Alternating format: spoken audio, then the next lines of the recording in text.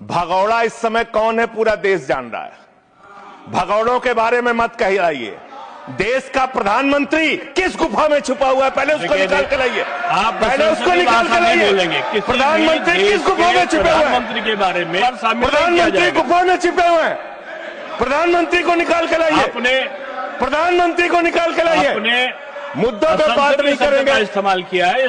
मान्यवर, मैं अदम गोंडवी जी की चंद लाइनों से अपनी बात शुरू करना चाहता हूं कि तुम्हारी फाइलों में गांव का मौसम गुलाबी है।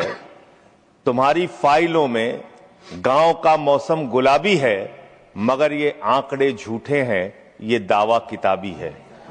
सर, भारत की सरकार ने जब विकसित भारत की कल्पना की है तो उस कल्पना के तहत गांव को कहां रखा है, आपके माध्यम से यह देश को मालूम होना चाहिए। जल जीवन मिशन, जल जीवन मिशन, हर घर जल की योजना, हर घर जल की योजना। वो जल जीवन मिशन क्या है मान्यवर, जिसके ऊपर आप लाखों करोड़ रुपए अब तक खर्च कर चुके हैं। गांव गांव में पाइप से पानी पहुंचाने के नाम पे लोगों से आप पैसा लेंगे, वहां की जनता को मीटर लगा के पैसे की वसूली करेंगे, जो व्यवस्था पहले नहीं थी। उसके बाद आपने गांव गांव में सड़कों की खुदाई कर दी। जो ग्रामीण व्यवस्था के अंदर जिला पंचायत से सड़क बनी थी, ग्राम सभा से सड़क बनी थी, जो गांव के विकास के लिए पैसा लगा था, उसको जल जीवन मिशन के तहत सड़कें खोद के, गांव के रास्ते खोद के उसको बर्बाद करने का काम किया गया। तो जल जीवन मिशन जन जीवन को अस्त व्यस्त कर रहा है। एक तो ये उस मिशन की खासियत है जो सरकार को सोचना और जानना चाहिए। दूसरी बात मान्यवर, मेरा तो कहना छोड़ दीजिए, भारतीय जनता पार्टी के एक विधायक है ब्रजेश राजपूत जी, उन्होंने उत्तर प्रदेश के सरकार के मंत्री का घेराव किया। मान्यवर, अरे मान्यवर, देश का सबसे बड़ा राज्य है, उसी राज्य से आप भी आते हैं, हम भी आते हैं, उसी राज्य से आप भी आते हैं, हम भी आते हैं। तो अगर एक भ्रष्टाचार के मामले में कोई जानकारी आपके माध्यम से मैं दे रहा हूं तो जानना चाहिए मान्यवर आपको। मान्यवर, रूरल डेवलपमेंट के नाम पे इस जल जीवन मिशन में गांव गांव में टंकियां बनाई गई।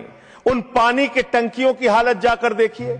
वो पानी की टंकियां उद्घाटन से पहले उजड़ जाती हैं, उद्घाटन से पहले उखड़ जाती हैं, टूट जाती हैं, गिर जाती हैं। 5-5, 10-10 करोड़ की टंकियां, पाइपलाइन जो है वो टूट जाती है। तो मैंने तो इसका मामला सबसे पहले उठाया था, तब सरकार ने हमारी बात नहीं सुनी, कई मुकदमे मेरे ऊपर उल्टा करा दिया। लेकिन इनके एक विधायक ने मान्यवर अपने ही मंत्री का घेराव कर लिया, ब्रजेश राजपूत जी ने, और बीजेपी के विधायक ने कहा कि इस योजना में जबरदस्त भ्रष्टाचार है। इसलिए ये योजना भ्रष्टाचार की भेंट चढ़ चुकी है। दूसरी बात आते हैं, आपने गांव के अंदर जो तमाम और स्कीम शुरू की और उसकी हकीकत क्या है, कितना बजट निर्धारित किया, कितना खर्च किया। आपने मान्यवर मनरेगा के तहत 25-26 में 86,000 करोड़ रुपए निर्धारित किया था बजट में, और इस बार 26-27 में आपने 88,000 करोड़ रुपए मनरेगा के लिए निर्धारित किया। जब आपने 86,000 करोड़ रुपए निर्धारित किया तो आपकी गारंटी थी 100 दिन की। जब आपने 88,000 करोड़ रुपए निर्धारित किया तो आपकी गारंटी है 125 दिन की, और आप कह रहे हैं हम 60% भागीदारी करेंगे। पिछले कई वर्षों से, जब से प्रधानमंत्री नरेंद्र मोदी जी बने हैं इस देश के, और जब से भारतीय जनता पार्टी की सरकार है, मनरेगा की स्कीम में इस सदन के अंदर मैं पूरे जिम्मेदारी से बोलना चाहता हूं, एक भी साल में 50 दिन से ज्यादा आपने रोजगार नहीं दिया।